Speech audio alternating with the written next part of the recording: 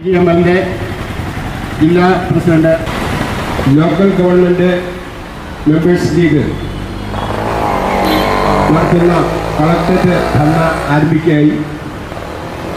ആദ്യമായി ഈ ധർണയ്ക്ക് സ്വാഗതം ആശംസിക്കുന്നതിലേക്ക് LGMMന്റെ ജില്ലാ ജനറൽ സെക്രട്ടറി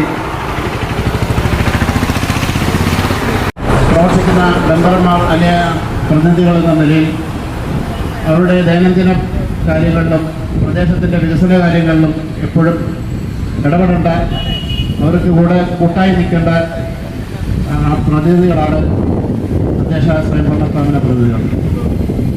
അവർക്ക് കിട്ടേണ്ട ആനുകൂല്യങ്ങൾ കൃത്യമായി വാങ്ങിച്ചു കൊടുക്കലും ജനങ്ങളിലേക്ക് എത്തിക്കലും ചെയ്യേണ്ട ബാധ്യത ജനപ്രതിനിധികൾക്കാണ്. നിലവിൽ സർക്കാർ സംവിധാനത്തിൻ്റെ പിടിപ്പുകേട് മൂലം നമുക്ക് ജനങ്ങളോടുള്ള പ്രതിബദ്ധത പൂർത്തീകരിക്കാനും അത് നടപ്പിലാക്കാനും കഴിയാത്തൊരവസ്ഥയിലാണുള്ളത്. പ്രാദേശിക വികസനമായാലും പെൻഷൻ ഉൾപ്പെടെയുള്ള പദ്ധതികളായാലും അതിദരിദ്രരുടെ വിഷയങ്ങളായാലും സാങ്കേതിക കേരളായാലും അടിസ്ഥാന സൗകര്യ വികസനങ്ങളായ റോഡ് മറ്റ് മേഖലകളിലായാലും കുടിവെള്ളം മറ്റ് അതേപോലുള്ള പദ്ധതികൾക്കായാലും പഞ്ചായത്ത് ഭരണസമിതി അനുഭവിക്കുന്ന വേദന വളരെ വലുതാണ്. നമുക്ക് വളരെ വേദനയോടെ തന്നെ പറയാൻ കഴിയുള്ളൂ. കഴിഞ്ഞ വർഷത്തെ വർക്കുകൾ, സ്പില്ലോവറായ വർക്കുകൾക്ക് തന്നെ കിട്ടുന്ന ഫണ്ടുകളുടെ ലഭ്യതയുടെ കുറവും അതിനോട് പുറംതിരിഞ്ഞിരിക്കുന്ന സർക്കാരിൻ്റെ നിലപാടുകളൊക്കെ നമ്മുടെ നിരന്തര ദൃശ്യമാധ്യമങ്ങളിലൂടെ കാണുന്നതാണ്. ബലം യോഗത്തിലേക്ക് ഹാർദവമായി സ്വാഗതം ചെയ്യുന്നു. ഇതിൻ്റെ മുഖ്യപ്രഭാഷണം നടത്തുകയും ഞങ്ങൾക്ക് വേണ്ട എല്ലാ സഹായവും ചെയ്തിട്ടുള്ള ജില്ലാ മുസ്ലിം ലീഗിൻ്റെ ജനറൽ സെക്രട്ടറിയും പ്രിയ സുഹൃത്തുമായ അഡ്വക്കേറ്റ് സുൽഫീഖർ സലാമിനെ ഈ യോഗത്തിലേക്ക് എൻ്റെ പേരിലും നിങ്ങളുടെ ഓരോരുത്തരുടെ പേരിലും ഹാർദമായി സ്വാഗതം ചെയ്യുന്നു. ഇതിനെക്കുറിച്ച് ഇതിൻ്റെ വിഷയാവതരണം നടത്തി നിങ്ങളോട് സംവദിക്കുന്ന LGMMന്റെ സംസ്ഥാന വൈസ് പ്രസിഡന്റും പരവൂർ മുനിസിപ്പൽ പ്രസിഡന്റ് കൂടിയായ എൻ്റെ ഏറെ പ്രിയങ്കരനായ സുഹൃത്ത് വിനോദ് സാറിനെ എൻ്റെ വ്യക്തിപരമായ പേരിലും ഈ സംഘടനയുടെ പേരിലുമായി യോഗത്തിലേക്ക് സ്വാഗതം ചെയ്യുന്നു. പ്രവാസി ലീഗിൻ്റെ പ്രതിനിധിയായി എത്തിയിട്ടുള്ള തദ്ദേശ സ്വയംഭരണ സ്ഥാപനങ്ങൾ ഉള്ളത്. ചുരുക്കി പറഞ്ഞാൽ ഈ 24-25 സാമ്പത്തിക വർഷത്തിലേക്കുള്ള തദ്ദേശ സ്വയംഭരണ സ്ഥാപനങ്ങളുടെ യാതൊരു വികസന പ്രവർത്തനങ്ങൾക്കും സമ്പത്ത് ഇല്ലാത്ത ഒരവസ്ഥയിലാണുള്ളത്. ഈ രാജ്യത്ത്, ഈ സംസ്ഥാനത്ത് മന്ത്രിമാരും മറ്റ് ആളുകളും ഉദ്യോഗസ്ഥ വൃന്ദങ്ങളും സമ്പത്ത് കൊള്ളയടിച്ച് കളയുമ്പോൾ സാധാരണക്കാരുടെ ജീവിത പ്രശ്നങ്ങൾക്കും സാധാരണക്കാരുടെ ആവശ്യങ്ങൾക്കും വേണ്ടി പ്രവർത്തിക്കുന്ന തദ്ദേശ സ്വയംഭരണ സ്ഥാപനങ്ങളെ നോക്കുകുത്തിയാക്കി മാറ്റുന്ന ഇത്തരം നടപടികൾ കേരള സംസ്ഥാന ലോക്കൽ ഗവൺമെന്റ് മെമ്പേഴ്സ് ലീഗിൻ്റെ ആഹ്വാനപ്രകാരം 14 കളക്ടറേറ്റുകളിലും ഇന്ന് ഈ ധർണ നടക്കുകയാണ്. എന്നാൽ ഇപ്പോൾ 10% കൂട്ടി, അതും അങ്ങനെയുമില്ല, ഉള്ള ബഡ്ജറ്റും കൊടുക്കാത്ത ഒരു സ്ഥിതിയിലേക്ക് കാര്യങ്ങൾ നീങ്ങുന്നു എന്നത് വളരെ ദുഃഖകരമാണ്. വികസന ഫണ്ട് പോലും കഴിഞ്ഞ ഏതാനും മാസങ്ങൾ കൊണ്ട് വികസന ഫണ്ട് കൊടുക്കുന്നു എന്ന് പറഞ്ഞു. ഒടുവിലെല്ലാം സാങ്ഷൻ ആയതിനു ശേഷം ട്രഷറി നിയന്ത്രണത്തിലൂടെ അത് തടഞ്ഞു വെച്ചു.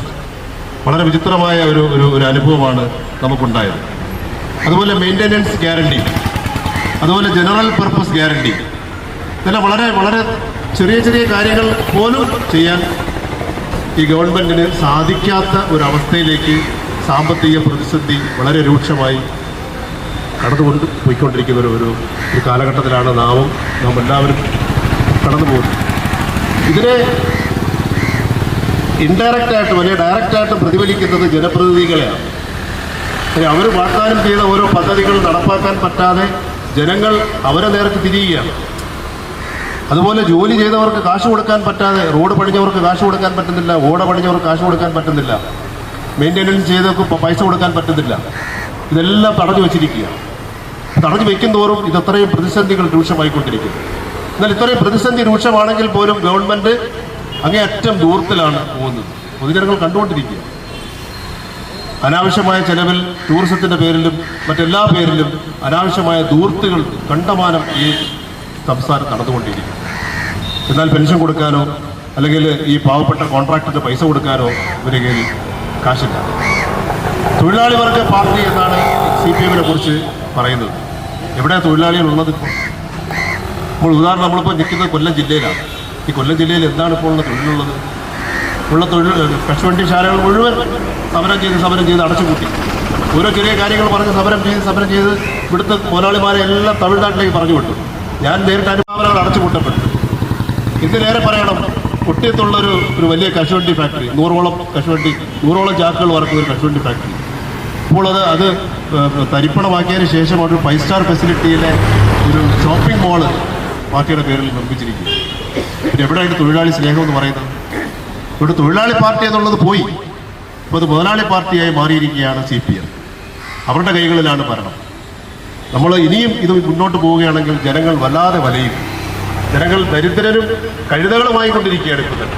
അതുകൊണ്ട് ഇതിനൊരു അവസാനം ഉണ്ടാവണം. ഞങ്ങൾക്ക് പറയുവാനുള്ള ഈ ധർണയിലൂടെ ഞങ്ങൾ ആവശ്യപ്പെടുന്നത്, ഈ വർഷത്തെ ബഡ്ജറ്റ് അവതരിപ്പിക്കപ്പെട്ട ഈ ബഡ്ജറ്റ് തുകകൾ ഞങ്ങൾക്ക് തരിക. അല്ലെങ്കിൽ ഇത് സ്പിൽ ഓവർ ചെയ്ത് അടുത്ത വർഷം പോകുമ്പോൾ അതും കൂടെ ചേർത്ത് അടുത്ത ബഡ്ജറ്റിൽ നമ്മൾ ഉൾപ്പെടുത്തി കൊണ്ടുപോവുക. ഇത് അതും ഞാതെ പോകുന്ന ഒരു സ്ഥിതിവിശേഷത്തിലേക്ക് പോവുകയാണ്. ഞങ്ങൾ ഉന്നയിക്കുന്ന ഈ ആവശ്യങ്ങൾ, ഈ ധർണയിലൂടെ ഉന്നയിക്കുന്ന ആവശ്യങ്ങൾ നടപ്പിലാക്കാൻ വേണ്ടിയുള്ള ശ്രമം തുടങ്ങിയില്ലെങ്കിൽ ഇനി ഈ സമരത്തിൻ്റെ ചർച്ചകളിലൂടെ അടുത്ത സമരത്തിൻ്റെ ഘട്ടത്തിലേക്ക് ഞങ്ങൾ നീങ്ങുമെന്നുമാണ് മുസ്ലിം ലീഗിന് പറയാനുള്ളത്. ഈ ധർണയ്ക്ക് ഇന്ത്യൻ യൂണിയൻ മുസ്ലിം ലീഗിൻ്റെ എല്ലാ ജില്ലാ ആസ്ഥാനങ്ങളിലും Kerala local self government members ലീഗിന്റെ നേതൃത്വത്തിൽ ഇത്തരം ധർണകൾ സംഘടിപ്പിക്കപ്പെട്ടിരിക്കുകയാണ്. നമുക്കറിയാം, എല്ലാം കഴിഞ്ഞ 8.5 വർഷമായി ഈ സംസ്ഥാനത്തിൻ്റെ സാമ്പത്തിക തകിടം മറിച്ച ഒരു ഗവൺമെന്റിന്റെ അവസാന കാലഘട്ടത്തിൽ ജനങ്ങൾ വഴിയാധാരമാകുന്നതിൻ്റെ ചില അടയാളങ്ങളും സൂചനകളുമാണ് ഇത്തരം ജനപ്രതിനിധികൾ തെരുവിലേക്ക് വരേണ്ടി വരുന്നതിലൂടെ നമുക്ക് കാണാൻ കഴിയുന്നത്. മുസ്ലിം ലീഗിനെ സംബന്ധിച്ചിടത്തോളം കേരളത്തിലെ 3ാമത്തെ ജനപ്രതിനിധികളുള്ള രാഷ്ട്രീയ പാർട്ടിയാണ് മുസ്ലിം ലീഗ്.